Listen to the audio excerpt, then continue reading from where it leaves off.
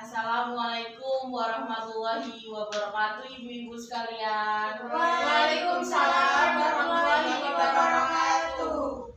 Alhamdulillahirabbil alamin. Wassalatu wassalamu ala asyrofil anbiya'i wal mursalin sayyidina Muhammadin wa ala alihi washabihi ajmain. Marilah kita panjatkan puja dan puji syukur atas kehadiran Allah Subhanahu wa taala yang memberikan rahmat serta hidayahnya sehingga kita bisa berkumpul dalam aula ini guna menghadiri acara penyuluhan pada pagi hari ini. Sholawat serta salam kita haturkan kepada junjungan kita Nabi Agung Muhammad Sallallahu Alaihi Wasallam yang kita nantikan syafaatnya di yaumul akhir. Perkenalkan, nama saya Bidan Atika. Saya bidan yang akan menyampaikan materi pada pagi hari ini ya ibu-ibu sekalian. Terima kasih kepada ibu-ibu hamil yang sudah meluangkan waktunya pada pagi hari ini untuk menghadiri acara penyuluhan ini. Baik, ibu-ibu sekalian, saya akan membagikan leaflet ya ibu-ibu sekalian. Ini bisa nanti menjadi bahan bacaan ibu-ibu sekalian di rumah. Terima kasih Bu. Terima kasih Bu. Terima kasih Bu. Terima kasih Bu. Ya, sama-sama. Baik, tujuan dari penyuluhan ini yaitu nanti ibu-ibu dapat mengetahui apa saja apa itu plasenta previa, kemudian dampaknya, cara pencegahannya. Baik, begitu di sini ibu-ibunya hamil trimester berapa aja nih? Satu. Ada yang 2, ada yang 1 ya. Baik. Pada saat usia kehamilan ini apakah ada keluhan-keluhan nggak sih ibu-ibu sekalian? Pipis terus Bu. Baik, itu adalah keluhan yang normal ya ibu-ibu sekalian yang biasa dialami oleh ibu hamil pada umumnya. Baik, langsung saja kita mulai ke materinya ya ibu-ibu sekalian. Materi yang kita bahas atau yang kita angkat pada pagi hari ini yaitu adalah plasenta previa ya ibu-ibu. Ibu-ibu sekalian, apakah ada yang tahu nggak sih apa itu plasenta previa? Ari-ari nggak sih Bu? Oh iya, plasenta adalah ari-ari ya ibu. Baik, benar sekali. Namun plasenta previa ini adalah ari-ari tadi yang menutupi jalan rahim, baik sebagian atau sepenuhnya. Baik, plasenta merupakan struktur yang dibentuk dalam rahim pada kehamilan yang bertugas untuk menyediakan oksigen atau nutrisi dari ibu ke janin serta membawa produk sisa dari janin ke ibu. Plasenta menghubungkan ibu dan janin melalui tali pusat ya ibu-ibu sekalian. Plasenta menempel pada bagian dinding rahim dan pada kebanyakan kehamilan plasenta menempel pada bagian atas rahim. Organ ini berguna untuk mencukupi kebutuhan oksigen dan nutrisi pada bayi serta membuang kotoran. Plasenta previa terjadi saat plasenta terletak rendah pada rahim sehingga menutup leher rahim, baik sebagian ataupun sepenuhnya. Pada plasenta previa ini, pembukaan leher rahim saat mendekati kelahiran menyebabkan lepasnya plasenta dari dinding rahim. Jadi plasenta previa ini adalah plasenta yang menutupi jalan rahim baik sebagian atau sepenuhnya ya ibu-ibu.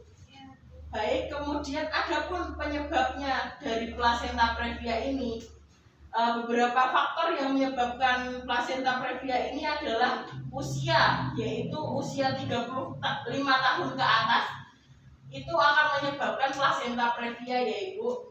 Kemudian juga bukan kehamilan yang pertama, lalu hamil bayi kembar, kemudian posisi janin yang tidak normal seperti misalnya sungsang atau melintang, itu akan menyebabkan plasenta previa. Kemudian riwayat keguguran juga akan memicu plasenta previa. Kemudian ada bentuk rahim yang tidak normal, lalu ada riwayat plasenta previa pada kehamilan sebelumnya, Lalu ada riwayat operasi pada rahim seperti kuretase, pengangkatan miom, atau operasi sesar. Kemudian ada juga penggunaan kokain atau merokok saat hamil, itu akan meningkatkan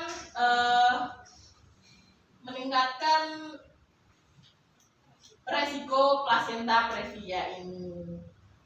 Kemudian ada pun gejala dari plasenta previa. Ibu-ibu tahu nggak sih apa gejala dari plasenta previa ini? Belum tahu Ibu. Oke, saya akan jelaskan ya Ibu. Secara umum, gejala plasenta previa ini adalah perdarahan dari vagina yang terjadi pada akhir trimester kedua atau awal dari trimester ketiga kehamilan ibu-ibu sekalian. Kemudian perdarahan bisa sedikit atau banyak dan biasanya akan berulang dalam beberapa hari. Selain itu, terdapat beberapa gejala lain yang bisa menjadi penyebab plasenta previa yang perlu Anda ketahui sekalian. Pertama yaitu kram atau nyeri hebat pada kandungan. Lalu ada muncul perdarahan yang kemudian berhenti, akan tetapi bisa timbul kembali dalam beberapa hari setelahnya. Lalu ada juga perdarahan setelah melakukan hubungan intim. Lalu kemudian perdarahan selama trimester kedua kehamilan. Begitu, apakah ada yang ingin ditanyakan terlebih dahulu Ibu-ibu? Baik, dengan Ibu siapa? Vina Ibu. Baik, dengan Ibu Vina, apa yang menjadi pertanyaan Ibu? Plasenta previa ini resikonya buat janin apakah berbahaya Ibu? Nah, baik, pertanyaan yang sangat bagus ya Ibu dari Ibu Vina. Plasenta previa apakah berbahaya pada janin? Baik, selain dapat menghambat jalan lahir pada bayi, plasenta previa juga beresiko menimbulkan perdarahan hebat sebelum atau selama proses persalinan. Jadi ini sangat berbahaya sekali ya Ibu untuk janin Ibu. Begitu, apakah ada pertanyaan lagi? Saya Bu Dengan siapa Ibu? Angela. Baik Ibu Angela, apa pertanyaannya Ibu? Kan tadi yang ditanyakan efek ini kan efek berbahaya ke janinnya kan Bu. Nah, untuk efek berbahaya untuk ibunya sendiri apa Bu? Baik, pertanyaan yang bagus. Dapat berbahaya karena meningkatkan resiko perdarahan tadi ya Ibu di masa kehamilan hingga menjelang persalinan.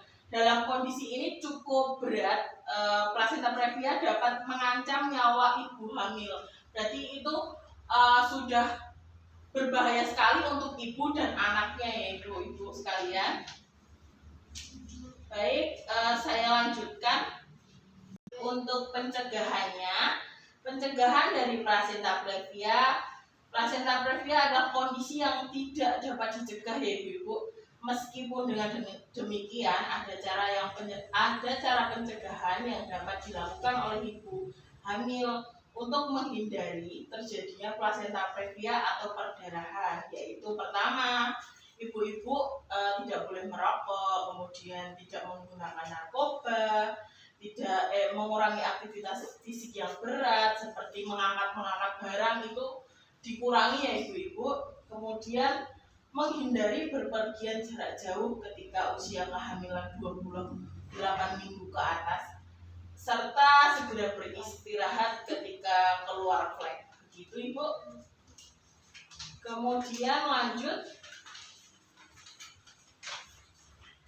cara penanganannya. Ibu-ibu sekalian tahu nggak sih apa aja yang kita cara penanganan dari plasenta previa ini? Belum Ibu. Belum ya. Baik, saya akan terangkan cara penanganannya yaitu pertama, jangan panik ya ibu-ibu sekalian. Kita pertama-tama yaitu jangan panik dan usahakan selalu berpikir positif untuk keselamatan ibu dan bayi. Alihkan pikiran-pikiran hal negatif yang bikin ibu cemas, misalnya dengan mendengarkan musik yang relaksasi, kemudian curhat dengan pasangannya. Kemudian kedua, periksa ke dokter. Pastikan untuk tetap melakukan pemeriksaan antenatal secara rutin.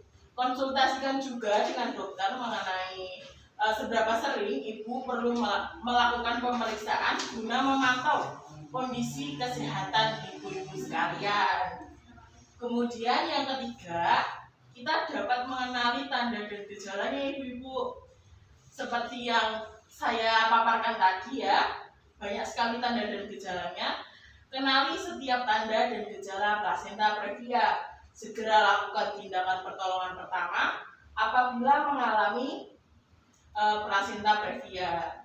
Jika terkendala, berobatlah ke dokter kandungan karena dengan cara ini dapat membantu mengembalikan posisi plasenta previa ke atas. Kemudian yang keempat, kita bisa mempersiapkan kondisi fisik dan mental. Persiapkan diri bahwa kemungkinan besar ibu akan mengalami persalinan menggunakan metode sesar. Kemudian nomor 5, pilih rumah sakit yang jadi tempat rujukan ibu-ibu.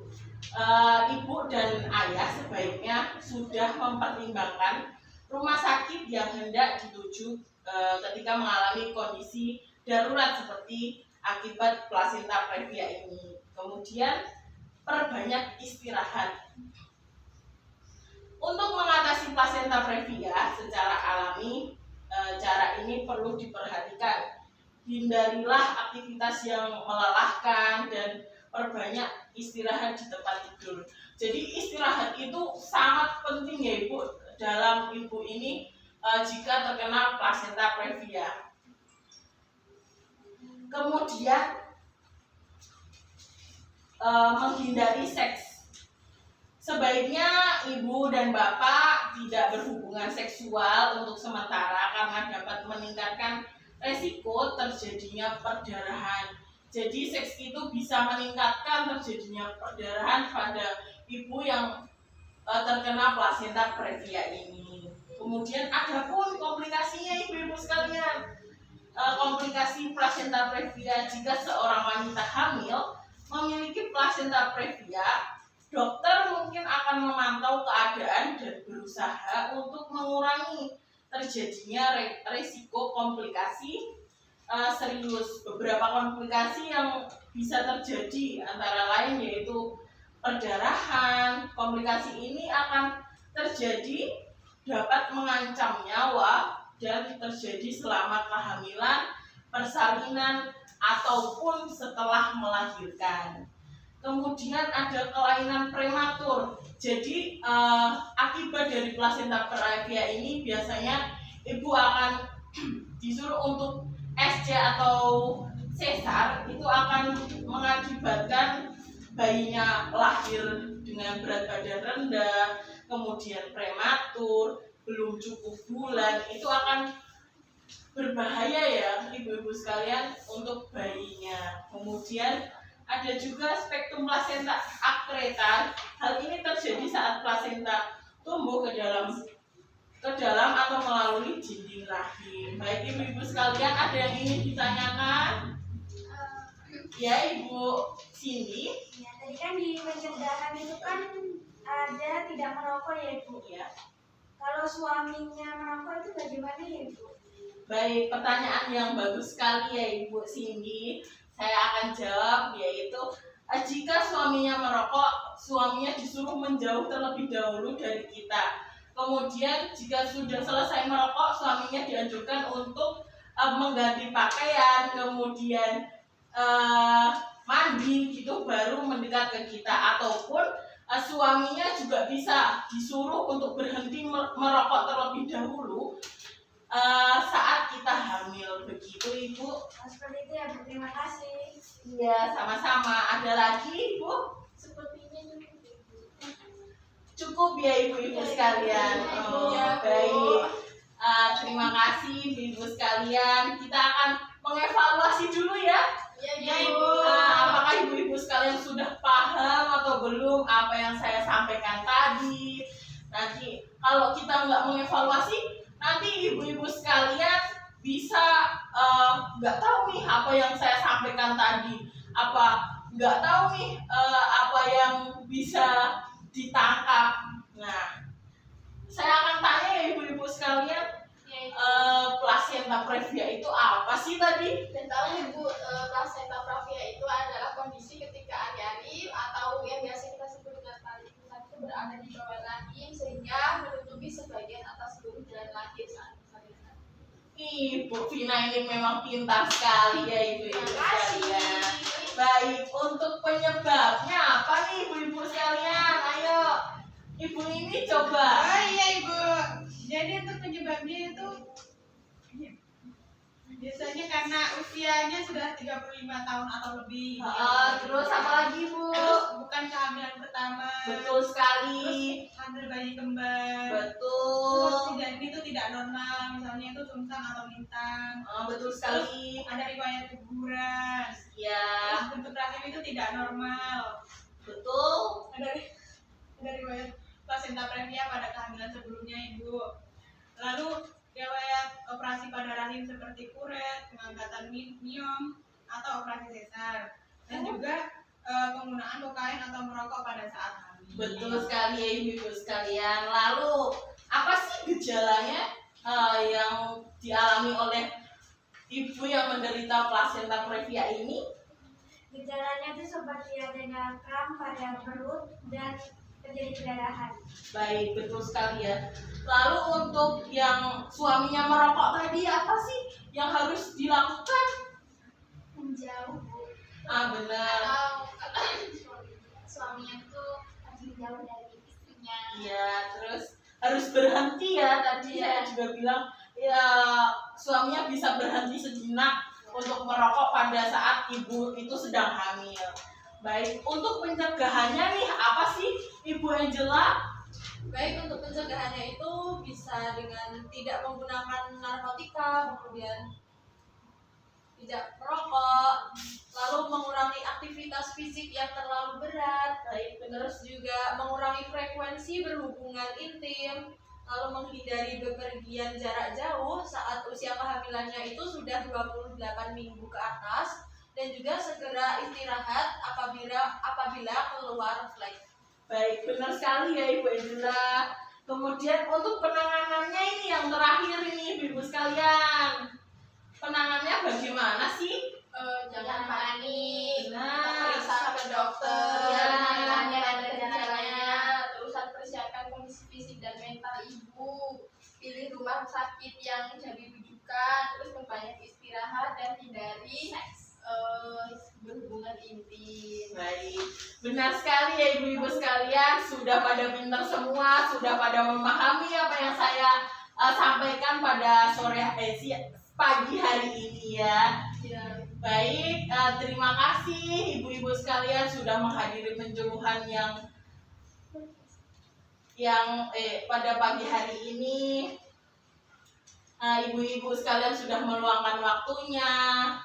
Semoga materi ini bisa dapat berguna untuk ibu-ibu sekalian di persalinan nanti, atau semoga ibu-ibu sekalian tidak mengalami penyakit plasenta previa ini. Amin. Baik, saya tutup dengan bacaan hamdalah ya ibu-ibu sekalian. Alhamdulillahirrahmanirrahim.